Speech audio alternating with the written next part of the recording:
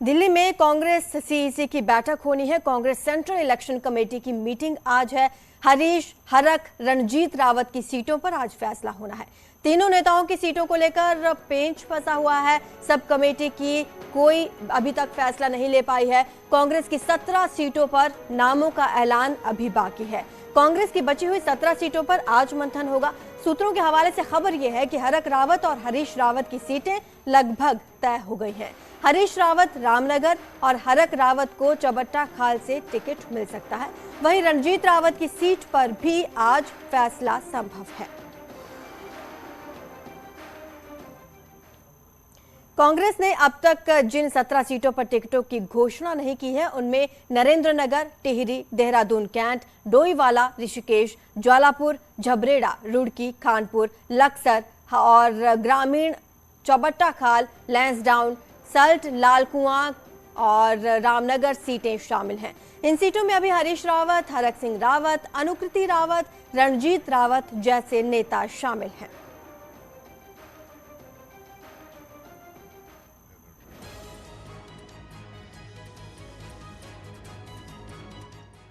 कांग्रेस के 3 बड़े रावत नेता इस वक्त बड़ी आफत में हैं। जी हां, हरीश रावत, हरक सिंह रावत और रणजीत रावत। हैरानी है कि इतने बड़े सूरमा पहली लिस्ट में अपना टिकट पक्का नहीं कर पाए और आगे किसका क्या होगा किसी को नहीं पता। हम आपको बताते हैं कि हरीश, हरक और रणजीत के लिए कैसे पेंच फंसा हुआ है। सीएम बनने की चाहत रखने वाले हरीश रावत रामनगर से चुनाव लड़ना चाहते हैं और यही सीट उनके विरोधी रणजीत रावत की भी पहली पसंद है। हरीश रावत के लिए चुनाव भविष्य के सवाल है, तो रणजीत रावत कुमाऊं में अपनी ताकत दिखाना चाहते हैं। उधर कांग्रेस में शामिल हुए हरक सिंह रावत चुनाव लड़ेंगे या बहू अनुकृति को लड़ाएंगे, पेंच यहां पर फंसा हुआ है। बहू लड़ेगी तो हरक सिंह क्या करेंगे और हरक लड़ेंगे तो कहां से लड़ेंगे, ये सब हरीश रावत ही तय करेंगे। वहीं अगर हरक सिंह और उनकी बहू दोनों को टिकट मिला तो माना जा रहा है कि हरीश रावत भी बेटे या बेटी के लिए टिकट की दावेदारी कर सकते हैं। अब ऐसे में किस रावत का क्या होगा, इसका फैसला राष्ट्रीय नेतृत्व को करना है। और तीनों का ही महत्वपूर्ण योगदान जो है इस 2022 के चुनाव में रहेगा। राष्ट्रीय नेतृत्व इन तमाम चीजों को मद्देनजर रखते हुए इस पर निर्णय लेने का काम करेगा। बीजेपी की नजर हरीश रावत और हरक पर है, क्योंकि इन्हीं दो नेताओं से बीजेपी को गढ़वाल और कुमाऊं में बड़े नुकसान का डर है। इसलिए कांग्रेस किसको कहां से टिकट देगी और कौन क्या करेगा, इस पर बीजेपी की नजर टिकी हुई है। उनको है, हमें कहां डर है, डर उनको है। दे उसको कोट द्वार, लड़ेंगे, दो उनको सीट पर। ऐसा नहीं है, उनमें आपस में बड़ा भयंकरतम स्थिति खराब है। तीनों रावत नेता इस वक्त अपने अपने टिकट की गुत्थी सुलझाने में जुटे हैं और तीनों जानते हैं कि बिना राजनीतिक तिकड़म के सही सीट मिले बिना सत्ता नहीं मिलने वाली है। न्यूज़ 18 के लिए देहरादून से दीपांकर भट्ट की रिपोर्ट। हमारे संवाददाता सुनील नवप्रभात देहरादून से ज्यादा जानकारी देंगे। सुनील, हरीश, हरक और रणजीत तीनों बड़े नाम हैं, अब तक अपनी सीटें पक्की नहीं कर पाए ये लोग।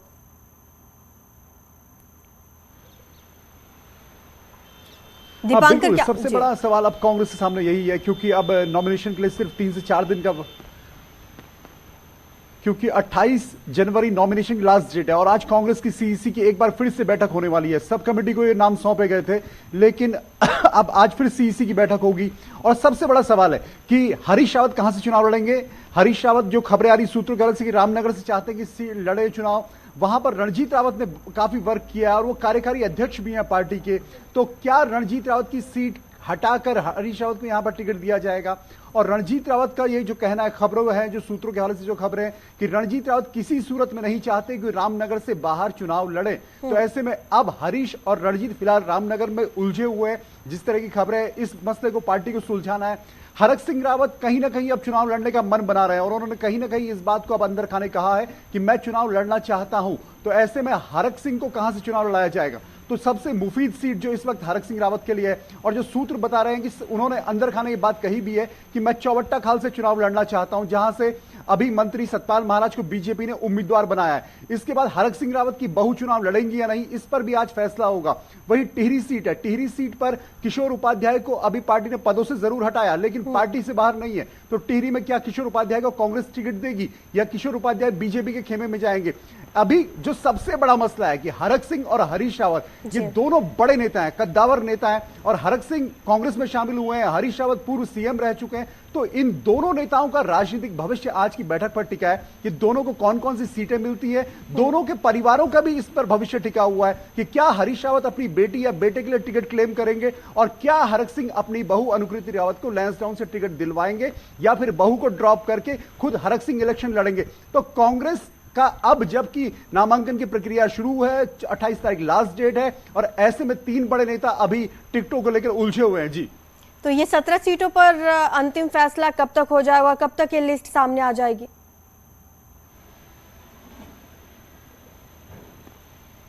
बिल्कुल, जिस तरीके से कांग्रेस की आप स्थिति देखेंगे कि 5 दिन पहले 5 से 6 दिन हरक सिंह को पहले एंट्री करवाने में लगे, उसके बाद कांग्रेस को अपनी पहली लिस्ट जारी करने में बहुत लंबा वक्त लगा। कांग्रेस क्लेम कर रही थी दिसंबर के पहले हफ्ते में लिस्ट आएगी, लिस्ट आती है माफ कीजिए तीसरे हफ्ते में। अब आज जो 17 नामों का लेके सीईसी होने वाली है, इसमें आज देर रात और कल दिन तक भी पेच फंस सकता है, क्योंकि हरीश रावत को कहां आप एडजस्ट करेंगे। रणजीत रावत एडजस्ट होंगे नहीं होंगे, सूत्र यह भी दावा कर रहे हैं कि अगर रणजीत रावत को रामनगर सीट नहीं मिली तो रणजीत रावत निर्दलीय चुनाव भी लड़ सकते हैं रामनगर से। ऐसे में हरीश रावत वर्सेस रणजीत रावत की बैटल हमें रामनगर में देखने को मिल सकती है। और चौवट्टा खाल में अगर हरक सिंह रावत आते हैं तो हमें सतपाल महाराज वर्सेस हरक सिंह रावत की एक बड़ी बैटल हमें देखने को मिल सकती है। तो बहुत कुछ आज की बैठक में, और उम्मीद यही है कि आज देर रात या कल दिन तक कांग्रेस इन 17 सीटों पर उम्मीदवारों के नामों का ऐलान कर सकती है, लेकिन हरक, हरीश और रणजीत का भविष्य इस बैठक पर टिका हुआ है। शुक्रिया आपका इस तमाम जानकारी के लिए। और बीजेपी ने 59 तो कांग्रेस ने 53 सीटों पर अपने कैंडिडेट्स की घोषणा कर दी है। लिहाजा अब आमने सामने की टक्कर शुरू हो गई है। इनमें से कुछ हॉट सीटें हैं जिन पर लोगों की नजरें बनी रहेंगी। भी जबरदस्त टक्कर देखने को मिलेगी। यहाँ कांग्रेस से प्रदेश अध्यक्ष गणेश गोदियाल का मुकाबला क्या 5वीं बार अपनी किस्मत आजमाएंगे। कांग्रेस ने यहाँ से हरिद्वार नगर पालिका के पूर्व चेयरमैन रहे सतपाल ब्रह्मचारी को मैदान में उतारा है। देहरादून की सहसपुर सीट पर भी इस बार सबकी नजर रहेगी। कांग्रेस ने यहाँ आर्येंद्र शर्मा को चुनाव मैदान में उतारा है, जो पूर्व मुख्यमंत्री एनडी तिवारी के ऑफिसर ऑन स्पेशल ड्यूटी रह चुके हैं। 2017 में आर्येंद्र शर्मा ने यहां से बागी होकर चुनाव लड़ा था। सहसपुर सीट पर बीजेपी ने अपने सिटिंग विधायक सहदेव पुंडीर को दोबारा उतारा है। देहरादून से न्यूज़ 18 के लिए सुनील नवप्रभात की रिपोर्ट। अल्मोड़ा जिले की 4 सीटों पर भाजपा ने प्रत्याशियों की घोषणा कर दी है, जबकि रानीखेत और जागेश्वर सीट पर बीजेपी में मंथन चल रहा है। लेकिन दोनों सीटों पर कांग्रेस के सिटिंग विधायक होने से भाजपा चिंता में है।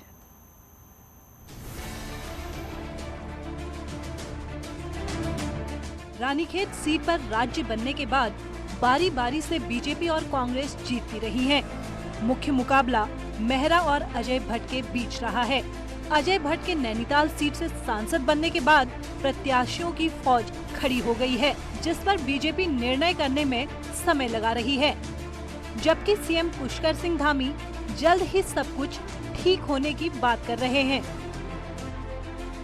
मैं समझता हूँ कि एक आध दिन में सभी लोग पूरे चुनाव में लग जाएंगे। हम लोगों ने अभी 59 प्रत्याशियों के नाम हमारी केंद्रीय चुनाव समिति ने घोषित किए हैं। जल्दी जो बचे हुए नाम हैं वो भी घोषित हो जाएंगे और हम अपनी जीत के प्रति पूर्णतः आश्वस्त हैं। उत्तराखंड की जनता लगातार जो हमारे काम हैं उन कामों के आधार पर भारतीय जनता पार्टी को अपना समर्थन देगी, आशीर्वाद देगी। राजनीतिक जानकार भी मान रहे हैं कि राज्य बनने के बाद जागेश्वर सीट पर कांग्रेस के गोविंद सिंह कुंजवाल का ही कब्जा है। बीजेपी प्रयोग के तौर पर जागेश्वर में प्रत्याशी बदल रहे हैं, लेकिन सफलता नहीं मिल रही। जबकि रानीखेत में भी समीकरणों का खेल नहीं बन पा रहा। भारतीय जनता पार्टी ने सबसे पहले अपने टिकट यहाँ पर को जारी किए हुए थे, जिसमें 4 विधानसभाओं में उन्होंने अपने टिकट जारी कर दिए हैं। जहाँ तक का रानीखेत और जागेश्वर की बात है, जागेश्वर में आज तक का भाजपा उत्तराखंड राज्य गठन के बाद नहीं जीत पाई है। तो कहीं ना कहीं एक बहुत बड़ा पेंच वहाँ पर गोविंद सिंह कुंजवाल जी एक बड़े नेता हैं और लगातार चुनाव जीत रहे हैं। लगातार उनकी सक्रियता उसको देखते हुए वहाँ पर को तय नहीं कर पा रही है। और जहाँ तक रानीखेत की बात है, रानीखेत में जब से अजय भट्ट प्रदेश अध्यक्ष रहते हुए चुनाव हारे हैं, तो उसके बाद से वहाँ कोई ऐसा चेहरा नहीं है जो सर्वमान्य हो सके। अब देखना होगा कि बीजेपी रानीखेत में अजय भट्ट की सीट पर किस पर भरोसा जताती है, जबकि जागेश्वर सीट पर कुंजवाल के सामने किसको प्रत्याशी बनाते हैं, इसके बाद फैसला जनता के हाथ में होगा। न्यूज़ 18 के लिए अल्मोड़ा से किशन जोशी की रिपोर्ट। उत्तराखंड में गठित होने वाली नई विधानसभा के लिए सरगर्मियां उफान पर हैं। चुनाव जीतकर विधायक बनने को आतुर विभिन्न दलों के प्रत्याशी लुभावने वादों के साथ जनता के बीच जा रहे हैं और मतदाताओं को अपने पाले में करने के लिए हर संभव कोशिश कर रहे हैं। बागेश्वर विधानसभा क्षेत्र में बेरोजगारी, स्वास्थ्य, शिक्षा और मूलभूत सुविधाओं का अभाव कायम है। सरयू और गोमती जैसी दो बड़ी नदियों के संगम पर बसे बागेश्वर का चुनावी मुद्दा स्वच्छ जल भी है। यह हमारा विधायक ऐसा हो जो जन सरोकारों से जुड़ा हो, जो लोगों की भावनाओं की कद्र करे और यहाँ के विकास कार्यों को गति दे।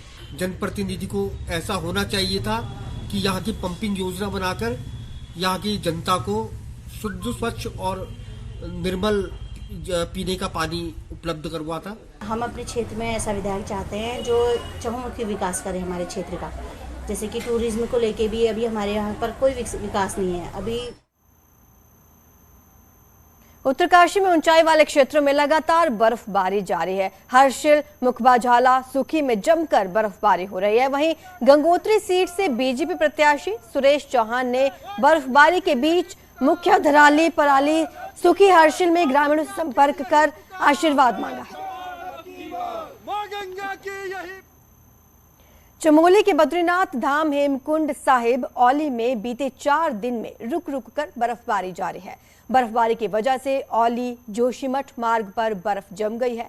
इसे साफ करने के लिए पीडब्ल्यूडी की टीमें मौके पर लगी हैं, तो वहीं बद्रीनाथ राष्ट्रीय राजमार्ग हनुमान चट्टी से आगे बंद हो गया है। चंपावत जिले के पहाड़ों और मैदानी इलाकों में 2 दिन से रुक रुक कर बारिश का सिलसिला जारी है। 2 दिन से बारिश की वजह से जहां जनजीवन प्रभावित होने लगा है, ठंड बढ़ने से लोगों को परेशानी हो रही है। साथ ही पहाड़ों के ऊंचे इलाकों में कहीं कहीं बारिश के साथ साथ बर्फबारी भी देखी गई। दिन भर मौसम के ऐसे हालात रहने का पहाड़ के ऊंचे इलाके मानेश्वर, हिंगला, झुमाधुरी में बर्फबारी के आसार बढ़ गए।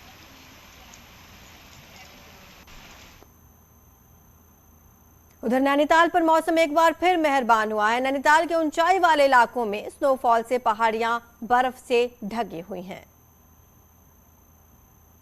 रुकेंगे छोटे से ब्रेक के लिए, जल्द हाजिर होंगे।